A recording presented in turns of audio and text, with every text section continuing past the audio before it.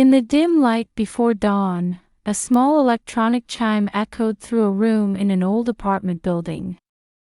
Allison Parker silenced her smartphone alarm with practiced hands and squinted in the darkness. Her parents' bedroom door was open, empty as usual. Through the wall, she could hear someone tearing down a notice about the broken elevator. "Good morning, Allison," she whispered to herself as she crawled out of bed. She quickly tied back her long brown hair and carefully smoothed out the wrinkles in her worn school uniform. Her mother never failed to iron it late at night. The slightly uneven mending at the collar was proof of her mother's clumsy love. On her way to the kitchen, Allison noticed the pile of overdue notices in the living room. Even in the early morning dimness, she could make out the red deadline stamps. She shook her head, trying not to think about them. While putting a frozen waffle in the microwave, Allison started up her mobile game called Dragon Quest Heroes. On screen, tiny soldiers stood in formation, waiting for her commands. This game was the only thing that gave her a perfect sense of control.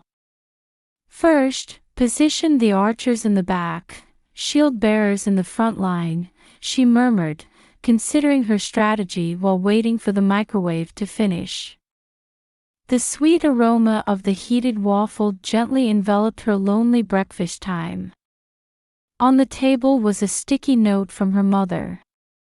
"Mrs. Wilson next door will make your lunch. Don't forget to pick it up. Love you, Mom." The writing was slightly shaky, probably written with tired hands. The walk to school was as quiet as a path from memory.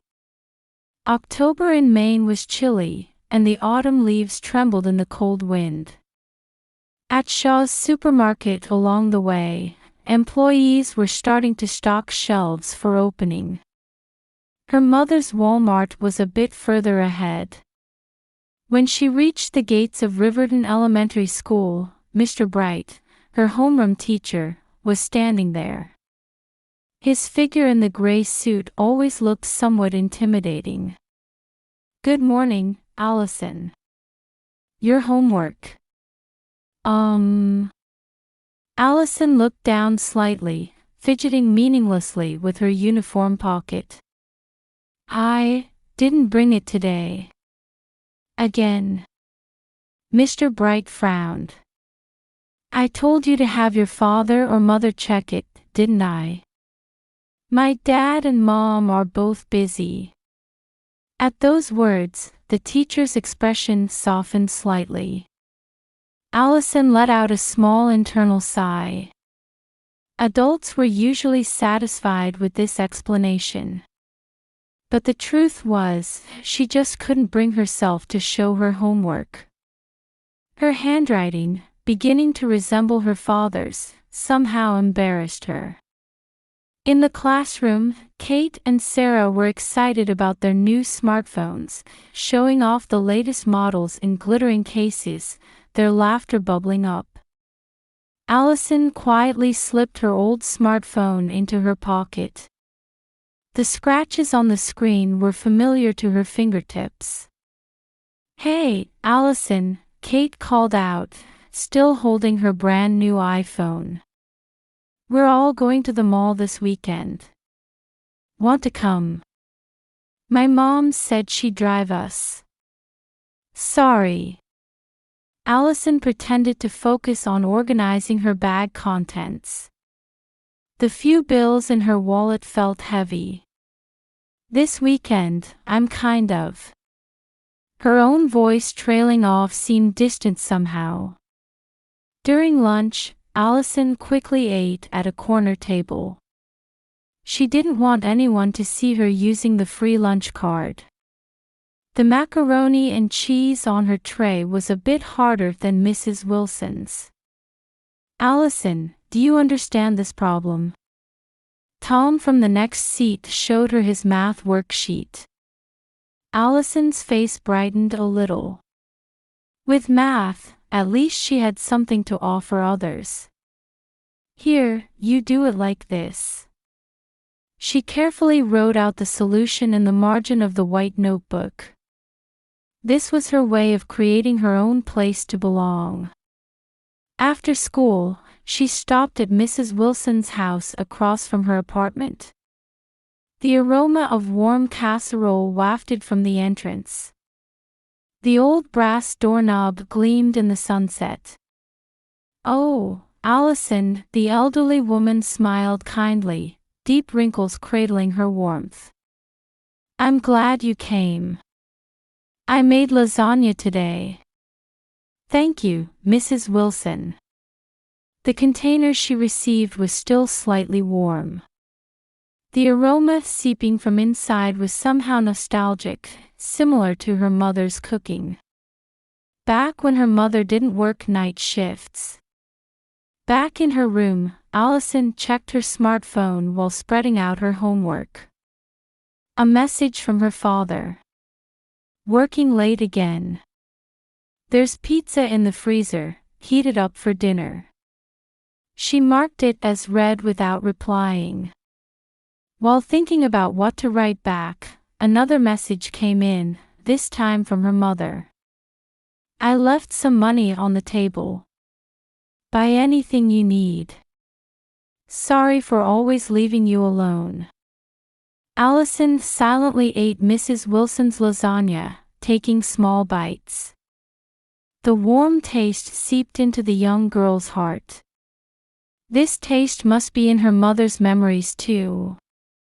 Outside, dusk was already beginning to envelope the town. The stack of overdue notices on the wall swayed slightly. Their shadows stretched gradually, as if forecasting an uncertain future. Allison sat on her bed and started up her smartphone game again. The tiny soldiers on screen were still waiting for her commands. Here, everything went according to her will. Perfect control that she couldn't have in reality. "All right, let's win again today." Her soft whisper dissolved into the quiet room. In the break room at the Amazon delivery center, Martin Parker stared at the damage report with trembling hands. A delivery drone carrying a large TV had malfunctioned and crashed into a customer's yard. The company was more angry about the loss of expensive equipment than the late delivery. "Parker." His supervisor Griffin called out. Martin stood up, straightening the collar of his wrinkled uniform. "I'm sorry. The compensation. We won't be renewing your contract," Griffin stated matter-of-factly. "You're here until the end of this month." The cold October wind slightly rustled the termination notice. Meanwhile, at Walmart, Jennifer was finishing up a customer's transaction at the register. The register amount didn't match the cash on hand. She had used a bit again. The child's uniform, her husband's new work shirt, and her hair dye. She thought it would be fine if she took just a little at a time. "Jennifer." The store manager Harris called out. "We're having an audit tomorrow." Jennifer's fingertips trembled slightly. In their apartment, David was opening the refrigerator. It was almost empty.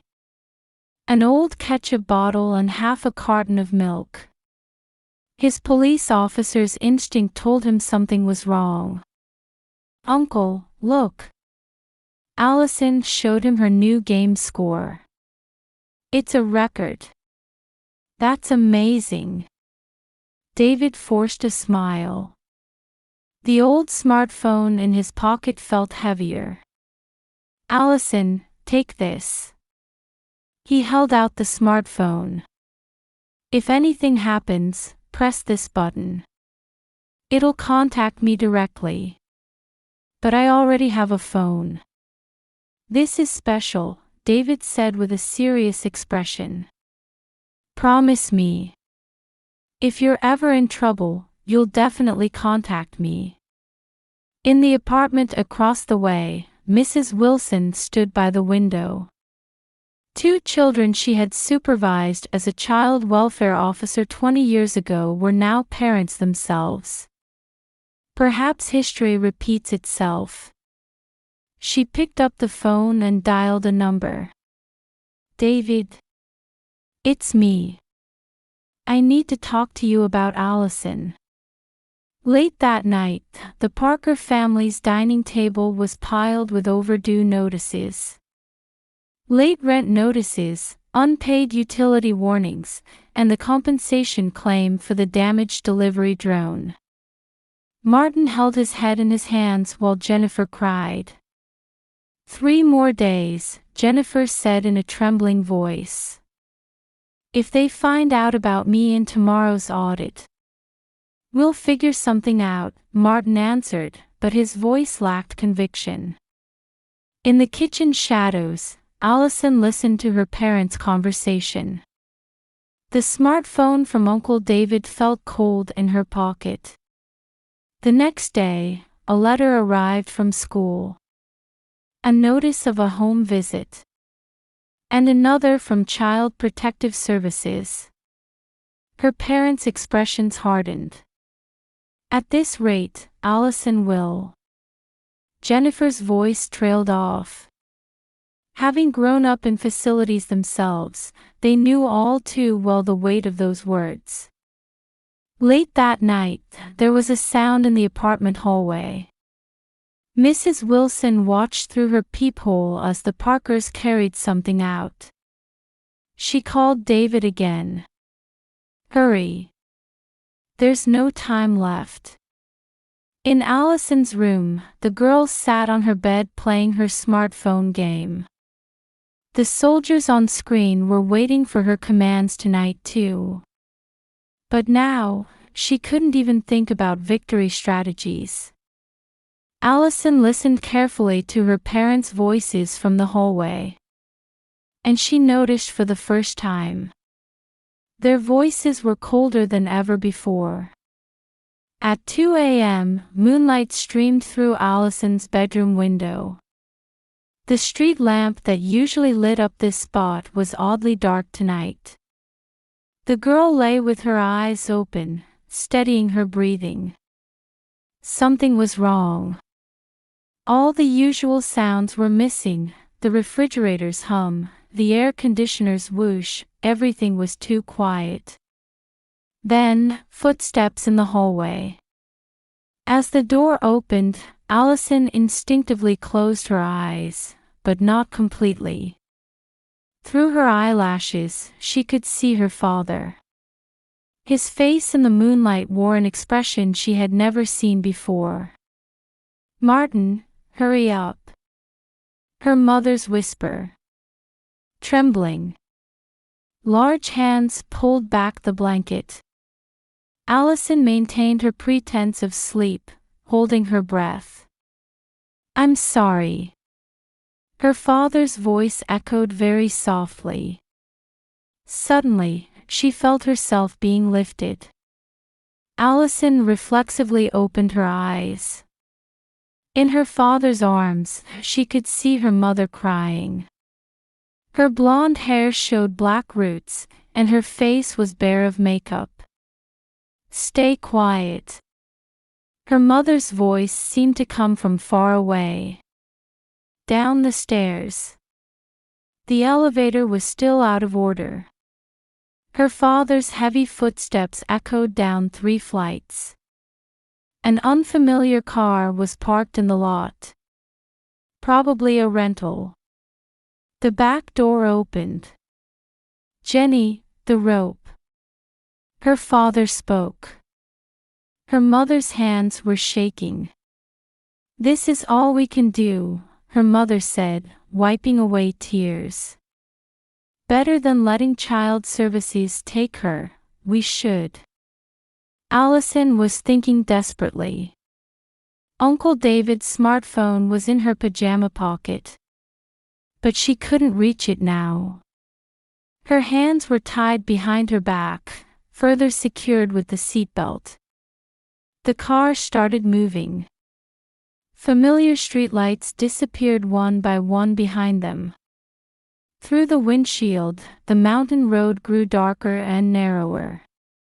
Occasionally, when oncoming headlights swept past, her mother's face would appear in the mirror.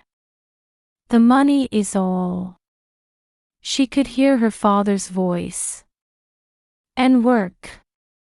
"I know," her mother answered. "But it's for Allison. We can't let her go to a facility." Facility. The weight of that word settled in the car. Allison carefully felt for her pocket with her bound hands. She held down the smartphone's power button, hiding the screen with her body. She started the emergency contact app Uncle David had shown her, waiting for the GPS signal to transmit surely. The scenery outside changed. Past the mountain road, the ocean spread out before them. Waves glinted ominously in the moonlight. The smell of salt air seeped into the car. "This is good." Her father stopped the car. "The engine died." "Stay still." Her mother's voice trembled. "We'll be right back." The sound of her parents getting out of the car. Allison tried desperately to stay calm. Like strategy in her game, she had to think coolly. Uncle David would surely notice. In the darkness, sirens began to sound in the distance. Then the car started moving, slowly rolling forward on a slight incline. Toward the ocean. Allison struggled desperately against her bound hands. The seatbelt tightened around her. Someone shouting in the distance. Headlights sweeping in. Police sirens getting closer. The car was slowly moving toward the cliff. Then, an impact from the side. Someone trying to open the car door. "Allison." Uncle David's voice. "Over here. Hurry." "Mrs. Wilson." The door opened. Cold sea air rushed in. David's arms grabbed Allison. The ropes were untied, the seatbelt unfastened. "It's okay." His voice echoed gently. In the police car's lights, her parents stood frozen. Her mother collapsed to her knees, her father staring vacantly at the ocean. Mrs. Wilson approached them. Her steps were those of the child welfare officer from 20 years ago. "You remember, don't you?" Her quiet voice mingled with the sound of waves. "You met at my facility. You were both hurt then." Her parents' expressions changed, as if ancient memories were surfacing. "I couldn't protect you then. But this time is different." Mrs. Wilson's voice continued. "Will you make your daughter feel the same way you did then?" Those words melted the frozen time. Her mother broke down crying. Her father fell to his knees. Allison watched her parents from David's arms. The sound of waves breaking in the distance. The sea breeze enveloped everything. On the cliff lit by police lights, a new night was about to begin. In the hallway of the Portland District Court, Allison sat on a hard chair. She counted the buttons on Uncle David's uniform while waiting for her parents' sentence. November's cold rain beat against the windows. "Defendants, please rise." A voice leaked from the courtroom. Mrs. Wilson placed her hand on Allison's shoulder. "It'll be all right. Everything's been prepared." The judge's sentence was as expected. A suspended sentence. As conditions, her parents were required to attend mandatory counseling and participate in a rehabilitation program. Taking into consideration the defendant's willingness to rehabilitate and the support system from the community, the judge's voice continued. Particularly, the guarantee from former child welfare officer Eleanor Wilson carries significant weight in this case. Her parents came out into the hallway. Jennifer's eyes were red and swollen, but held a faint light of hope. Martin still showed a somewhat frightened expression. "Things will be difficult from here," Mrs. Wilson quietly stated. "But we'll get through it together." From that day, the Parkers' new life began. Allison would temporarily stay at David's house. Her uncle's home was small but warm.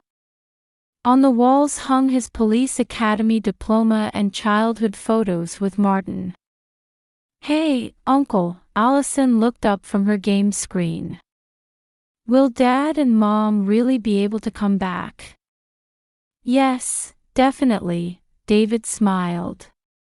"This time, it's my turn to protect my big brother."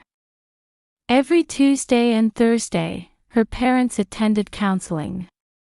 In a room at Maine State Hospital, they faced trauma care specialists. Slowly, memories of their days in facilities became words. "Back then," Jennifer began to speak, "I thought no one was on my side. But now it's different," the counselor responded. "You have family."